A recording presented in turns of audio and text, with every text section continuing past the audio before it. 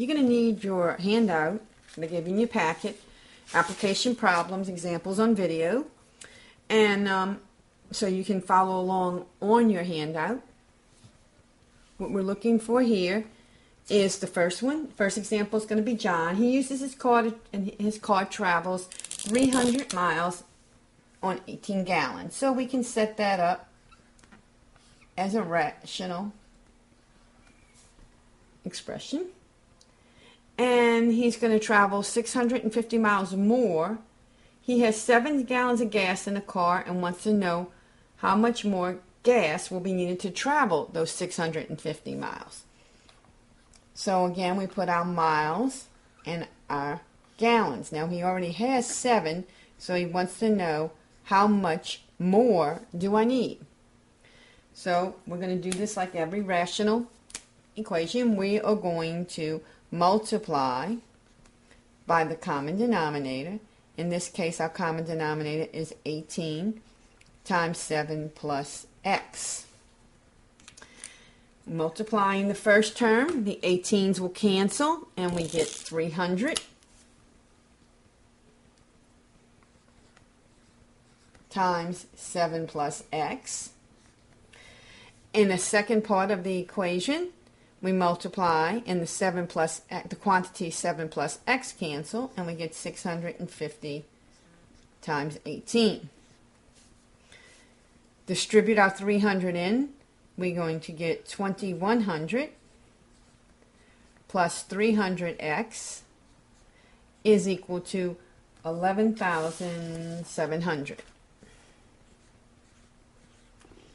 When we solve an equation, we set it equal to 0. So we're going to bring this over to the side, subtracting 11,700, and we're going to get 300x minus 9,600 equals 0. We can factor out a 300, and we get x minus 32 equals 0. Divide by 300. 300s cancel. We get x minus 32 equals 0, so x is equal to 32.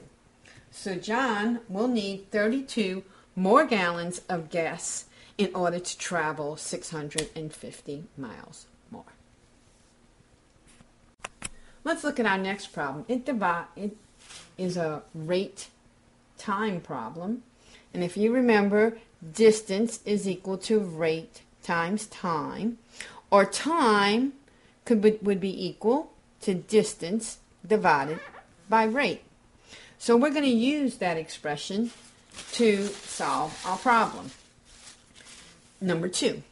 Sue and Bob are walking down an airport concourse at the same speed. Bob jumps on a 600-foot moving sidewalk that travels 3 feet per second and ends at the airplane door. While on the sidewalk, he continues to walk at the same rate as Sue until he reaches the end. And he beats Sue to the airplane door by 180 seconds. The first thing X is to write a rational expression for Sue's time. With Sue, her time is her distance, which is 600, divided by her rate, which we don't know what that is. So that's Sue. Then we're X to write, that's A, and then we're X to write a time for Bob. He traveled the same 600, but his rate was R plus the additional 3 because he was on that moving sidewalk that moved 3 feet per second. Since Bob is 180 seconds less than Sue's time, we need to write a rational equation that equates the two times. So if we take Bob's time and we add 180 seconds to it, we would get Sue's time, because Bob got there 180 seconds, had to wait the 180 seconds for Sue to get there. Once again, this is a rational polynomial expression. And so we're going to have to multiply by a common denominator. And by now, this is old hat to everyone.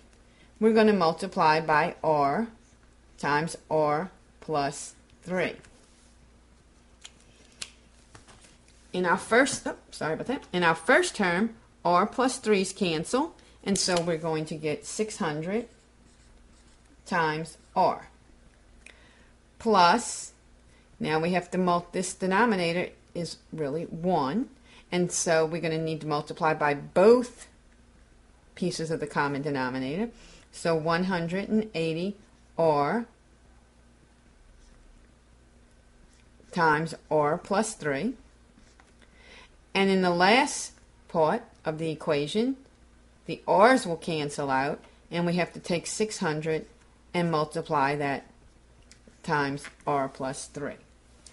So we distribute, and we get 600r plus 180r times r gives us 180r squared.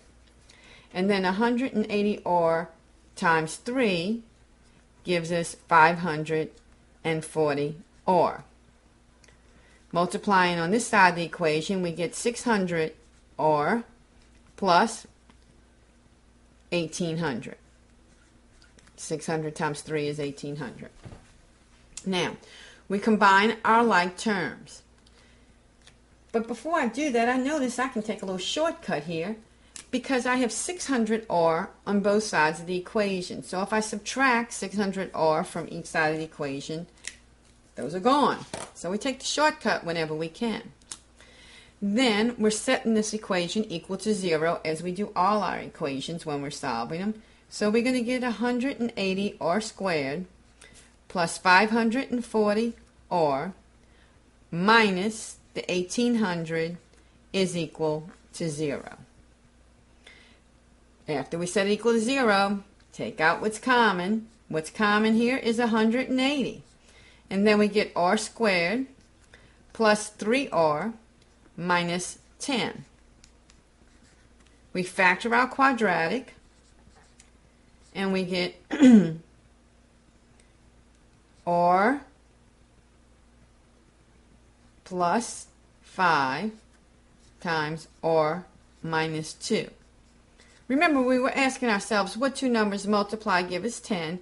When we subtract, we get 3. And 5 and 2, and 5 goes first because it's the larger of the two numbers.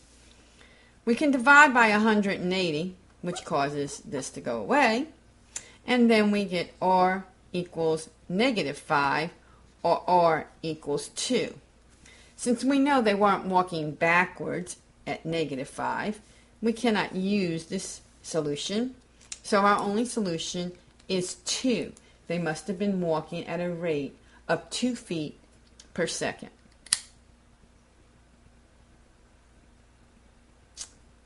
Next, we'll be moving to problem number 3. Okay, guys, let's try this video. We're looking at the third problem on our application problems. Make sure you have this handout because I'm not reading the problems to you. Okay, so first we're going to look at Harry.